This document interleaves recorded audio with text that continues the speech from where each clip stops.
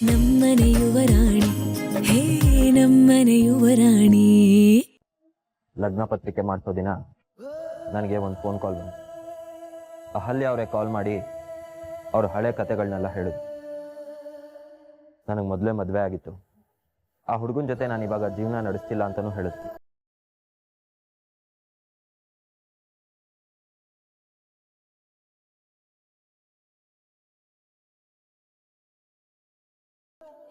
ಈ ವಿಷಯನ ನಮಗೆ ಯಾಕೋ ಹೇಳಲಿಲ್ಲ? ಹೇಳಬೇಕು ಅಂತ ನಂಗೆ ಅನ್ಸಿಲ್ಲ.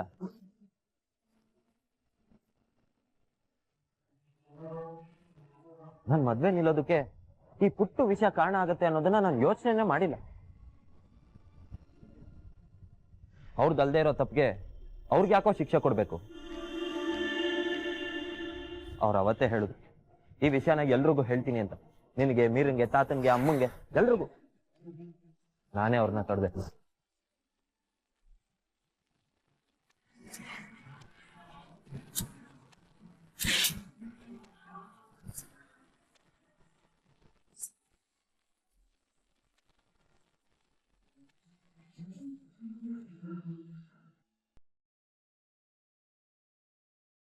ಹೊರಡಣ್ಣ.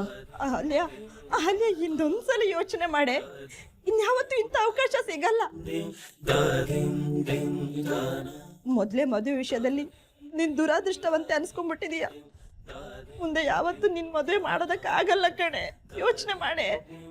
ಈ ಮದ್ವೆನೂ ಮುರಿದ್ ಬಿದ್ಮೇಲೆ ಮತ್ತೊಂದು ಮದ್ವೆ ಮಾಡ್ಬೇಕು ಅಂತ ಯೋಚನೆ ಮಾಡ್ತಿದ್ಯಮ್ಮ. ಈ ಜನ್ಮಕ್ಕೆ ನನ್ನ ಪಾಲಿಗೆ ಮದ್ವೆ ಅನ್ನೋ ಪದಕ್ಕೆ ಅರ್ಥನೇ ಇಲ್ಲಮ್ಮ. ನಾನಿನ್ನೂ ಮದ್ವೆ ಆಗಲ್ಲ. ನಾವೇನು ಹೊರಡ್ತಾ ಇದೀವಿ. ಚಿಕ್ಕಪ್ಪ, ಗಾಡಿ ಬರ್ತಾ ಇದೆಯಮ್ಮ. ನಾವಿಲ್ಲಿ ಕಣ್ಣೀರ್ ಹಾಕೊಂಡು ಅಕ್ಕನ್ ಕನ್ವಿನ್ಸ್ ಮಾಡಕ್ ಪ್ರಯತ್ನ ಪಡ್ತಿದ್ರೆ ನಿಮಗ್ ತುಂಬಾ ಖುಷಿ ಅಲ್ವಾ? ಮೊದ್ಲು ಬ್ಯಾಗ್ ಎತ್ಕೊಳ್ಳೋದ್ ನೋಡು. ಅವಮಾನ ಆದ್ಮೇಲೆ ಇಲ್ಲೇ ಇರ್ಬೇಕು ಅಂತೀಯಾ? ಅವಮಾನ ಯಾಕಾಗಿದೆ? ನಮ್ಮಿಂದ ತಪ್ಪಾಗಿರೋದಕ್ಕೆ ತಾನೇ ಅವಮಾನ ಆಗಿರೋದು.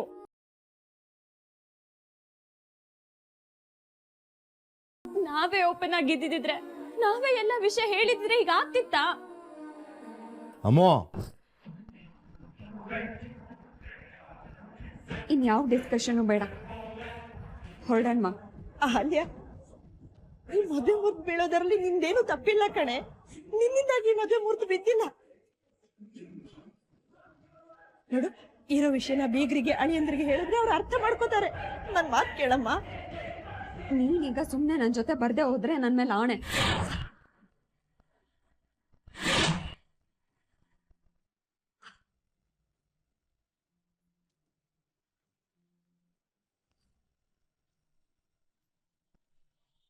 ಅಹಲ್ಯ, ಅಹಲ್ಯ ಕಂದ, ಆಣೆ ವಾಪಸ್ ತಗೊಳೆ. 7 ಜನ್ಮದ ಪುಣ್ಯ ಕಣೆ ಇಂಥ ಸಂಬಂಧ ಸಿಕ್ಕಿರೋದು. ಇದು ಕಳೆದೋದ್ರೆ ಮತ್ತೆ ಸಿಕ್ಕಲ್ಲ ಕಣೆ. ನಿನ್ ಕೈ ಮುಗಿತೀನಿ ಅಹಲ್ಯ. ಆಣೆ ವಾಪಸ್ ತಗೊಳೆ.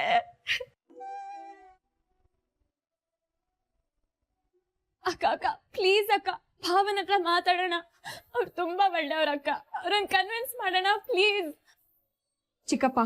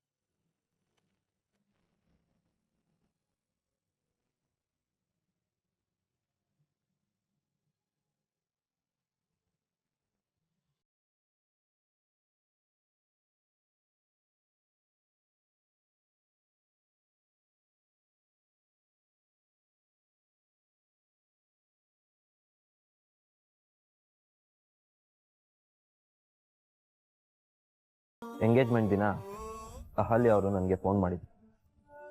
ಯಾವತ್ತೂ ನನ್ನ ಜೊತೆ ಮಾತಾಡದೇ ಇರೋ ಅವರು ಸಡನ್ ಆಗಿ ಯಾಕೆ ಕಾಲ್ ಮಾಡಿದ್ರು ಅಂತ ನನಗೂ ಆಶ್ಚರ್ಯ ಆಯಿತು.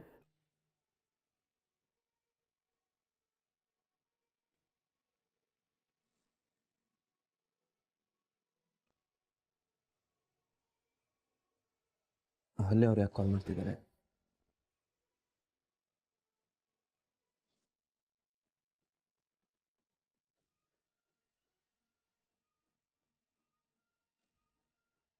ಅವ್ರು ಅವತ್ತೇ ನನಗೆಲ್ಲ ವಿಷಯನೂ ಹೇಳಿದ್ರು ಕಣೋ. ಯಾವ ಮುಚ್ಚು ಮರೆನೂ ಮಾಡಿಲ್ಲ. ಇನ್ಫ್ಯಾಕ್ಟ್ ಈ ವಿಷಯ ಹೇಳಿದ್ರೆ ನಿಮ್ ಘನತೆಗೆ, ನಿಮ್ ಫ್ಯಾಮಿಲಿಗೆ ಕೆಟ್ಟ ಹೆಸರು ಬರುತ್ತೆ, ಈ ಮದ್ವೆ ನಡೆಯೋದು ಬೇಡ ಅಂತ ಹೇಳ್ಬಿಡಿ ಅಂತಾನೂ ಕೇಳ್ಕೊಂಡ್ರು. ಆದ್ರೆ ನಾನೇ ನಿಮ್ ಮದ್ವೆ ನಿಲ್ಲೋಕೆ ನೀವ್ ಕಾರಣ ಅಲ್ಲ, ನನ್ಗೆ ಯಾವ ಸಮಸ್ಯೆನೂ ಇಲ್ಲ. ನನಗ್ ನೀವ್ ಇಷ್ಟ ಆಗಿದ್ದೀರಾ, ನಿಮಗ್ ನಾನು ಇಷ್ಟ ಆಗಿದ್ರೆ ಈ ಮದ್ವೆ ನಡೀಲಿ ಅಂತ ಹೇಳಿದೆ.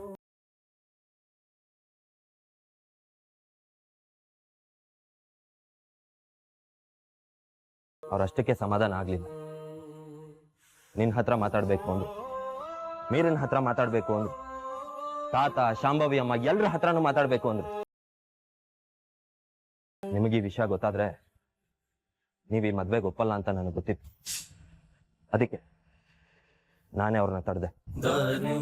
ಅವ್ರು ತುಂಬಾ ಹಠ ಮಾಡಿದಾಗ ನಾನೇ ನನ್ನ ಮೇಲೆ ಆಣೆ ಹಾಕಿ ಅವ್ರ ಬಾಯಿನ ಕಟ್ ಹಾಕ್ತೆ. ಅವ್ರು ಯಾವ ವಿಷಯನೂ ಮುಚ್ಚಿಟ್ಟಿಲ್ಲ ಕಣ.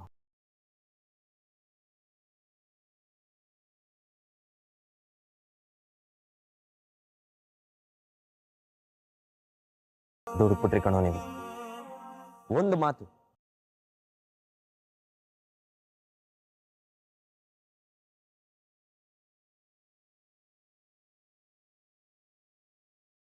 ಇದನ್ನ ಯಾಕೆ ಹೇಳಲಿಲ್ಲ?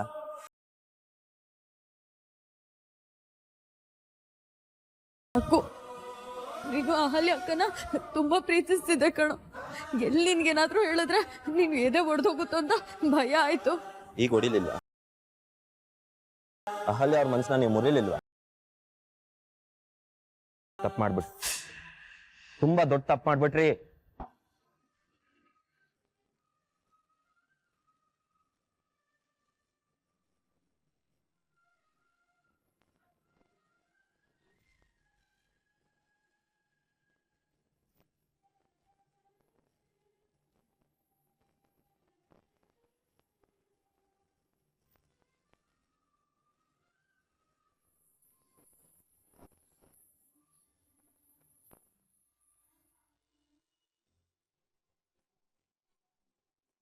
ಎಲ್ಲಿಗೆ ಹೋಗ್ತಾ ಇದೀಯಪ್ಪ? ಮದ್ವೆ ಮುಂಚೆನೆ ಹೆಣ್ಣಿನ ಮುಖ ನೋಡೋದಕ್ಕೆ ಹೋಗ್ಬಾರ್ದು. ಅಪ್ಶಕನ ಬೇಡಪ್ಪ, ನಿಂತ್ಕೋ.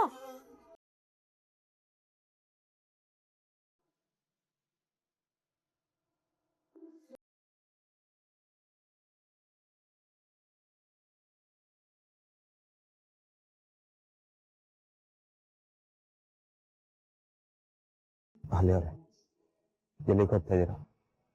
ಇನ್ನೇನು ಉಳಿತು ಸ್ವಾಮಿ? ಹಾ, ಮದುವೆ ಮುರಿದು ಮಂಟಪದಿಂದ ಹೋಗ್ಬೋದು ಅಂತ ಹೇಳಿದ್ರಲ್ಲ, ಅದಕ್ಕೆ ಹೋಗ್ತಾ ಇದೀವಿ. ನಿಮ್ಗೆಲ್ಲ ವಿಷಯ ಗೊತ್ತಿತ್ತು ತಾನೆ?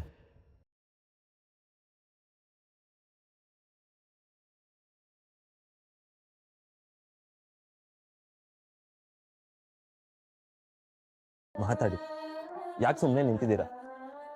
ನೀವ್ ಯಾವ ವಿಷಯನೂ ಮುಚ್ಚಿಟ್ಟಿಲ್ಲ ಅಂತ ಹೇಳ್ಕೋಬೇಕಾಗಿತ್ತು.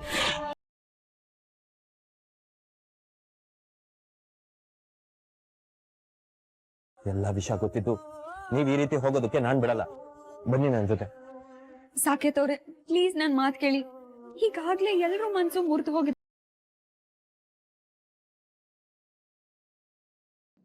ಇನ್ನಿದ್ರ ಬಗ್ಗೆ ಮಾತಾಡಿ ಏನೋ ಪ್ರಯೋಜನ ಇಲ್ಲ. ಪ್ಲೀಸ್. ನಿಮ್ಗಿಲ್ದೇ ಇರ್ಬೋದು, ಆದ್ರೆ ನನಗಿದೆ. ನಿಮ್ಮನ್ನು ಕಳ್ಕೊಳ್ಳೋದು ನಾನು ನನ್ನ ಜೀವನದಲ್ಲಿ ಮಾಡೋ ದೊಡ್ಡ ತಪ್ಪಾಗುತ್ತೆ. ಬನ್ನಿ.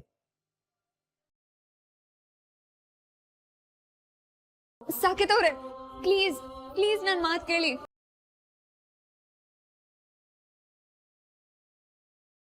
ಸಾಕೇತ್, ಪ್ಲೀಸ್.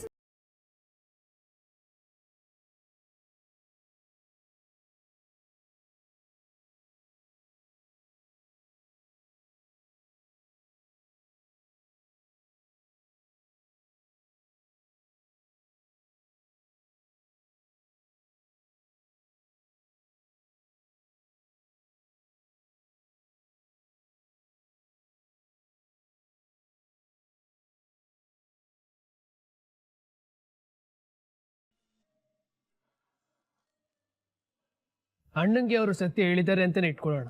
ಆದರೆ ಮದುವೆ ಆಗಿ ಗಂಡನ್ ಬಿಟ್ಟು ಗಂಡ ಬದುಕಿರುವಾಗಲೇ ಈ ಮದುವೆನ ನಡೆಸೋದು ಸರಿನಾ ತಾತ? ಅನಿ, ಸರಿ ತಪ್ಪು ನಿರ್ಧಾರ ಮಾಡೋದಕ್ಕೆ ಮುಂಚೆ ಆ ಮಗು ಜೀವನದಲ್ಲಿ ಏನ್ ನಡೀತು ಅಂತ ತಿಳ್ಕೊಳ್ಳೋದು ಮುಖ್ಯಪ್ಪ. ಸಾಕೇತ್ ಅಣ್ಣ ಅದಕ್ಕೆ ಬಂದ್ರು.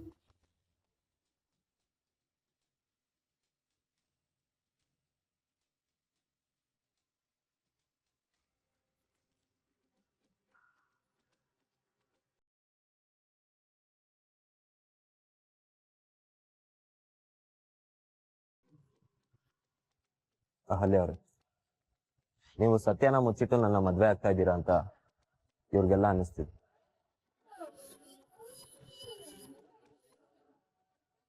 ನಿಜ ಏನು ಅಂತ ಇವ್ರಿಗೆ ಗೊತ್ತಿಲ್ಲ. ಸೊ ಇವ್ರು ಹೀಗೆಲ್ಲ ಅನ್ಕೊಳ್ಳೋದ್ರಲ್ಲಿ ಯಾವ ತಪ್ಪು ಇಲ್ಲ.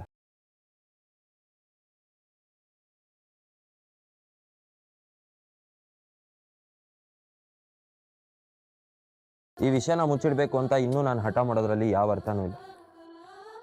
ಅವತ್ತು ನೀವು ನನ್ನ ಹತ್ರ ಏನು ಹೇಳಿದ್ರೋ ಇವ್ರುಗಳಿಗೂ ಅದನ್ನು ಹೇಳಿ.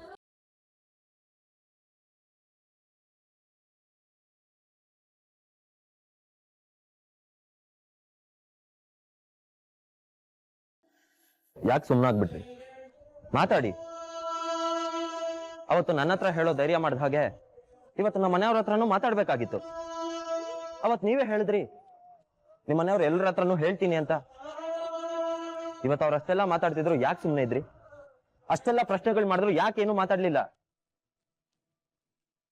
ಮದ್ವೆ ಮುರಿದೋಯ್ತು ಅಂತ ಹೇಳಿದ್ಮೇಲೂ ಯಾಕೆ ಸುಮ್ಮನೆ ಇದ್ರಿ?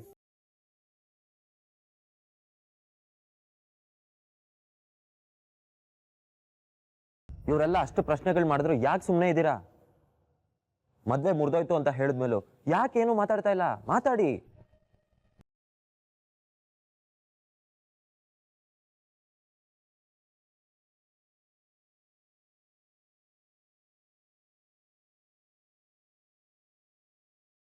ಸತ್ಯ ಹೇಳ್ಬೇಡ ಅಂತ ನೀವೇ ಆಣೆ ಹಾಕಿದ್ರಿ. ನಿಮ್ಮ ಆಣೆನ ನಾನು ಹೇಗ್ ಮುರಿಲಿ?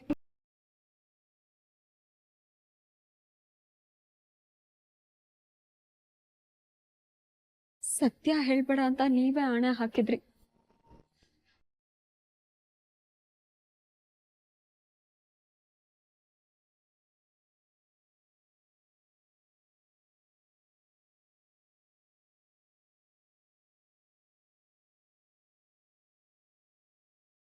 ನನ್ನ ಹಳೆ ಕತೆ ನಿಮ್ಮ ಆಣೆನ ಮೀರೋ ಹಾಗೆ ಮಾಡಿ ನಿಮ್ಗೇನಾದ್ರೂ ತೊಂದರೆ ಆಗೋದು ನನ್ಗಿಷ್ಟ ಇರ್ಲಿಲ್ಲ. ಅದಕ್ಕೆ ನಾನೇನು ಮಾತಾಡ್ಲಿಲ್ಲ. ಅಂದ್ರೆ ಈ ಮದ್ವೆ ಮುರಿದು ಸಂಬಂಧ ಹಾಳಾಗುತ್ತೆ ಅಂತಂದ್ರೂ ಕೂಡ ನಾನು ಹಾಕಿದ ಆಣೆನ ಮೀರಕ್ಕಾಗ್ಲಿಲ್ಲ ಅಲ್ವಾ? ನನಗೇನಾದ್ರೂ ತೊಂದರೆ ಆಗ್ಬಿಡುತ್ತೆ ಅಂತ ಯೋಚನೆ ಮಾಡಿದ್ರಿ ಅಲ್ವಾ? ಮದ್ವೆಗೆ ಮುಂಚೆನೆ ನನ್ನ ಮೇಲೆ ಇಷ್ಟು ಕೇರ್ ಮಾಡೋ ಇವರು ನನಗೆ ಮೋಸ ಮಾಡ್ತಾರೇನೋ ಅನಿ?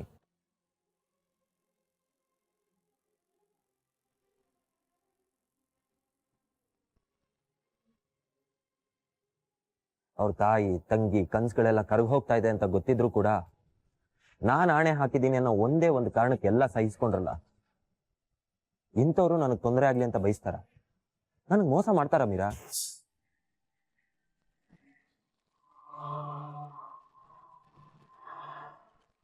ಅಹಲ್ಯ ಅವ್ರದ್ದು ಒಂದು ಪ್ರಾಬ್ಲಮ್ ಏನ್ ಗೊತ್ತಾ? ಅವರು ತಮಗ್ ತಾನೇ ನೋವು ಮಾಡ್ಕೋತಾರೆ ಹೊರತು ತಮ್ಮನ್ನ ನಮ್ದವ್ರಿಗೆ, ತಾನು ಪ್ರೀತಿಸಿದವ್ರಿಗೆ ಯಾವತ್ತೂ ನೋವು ಕೊಡ.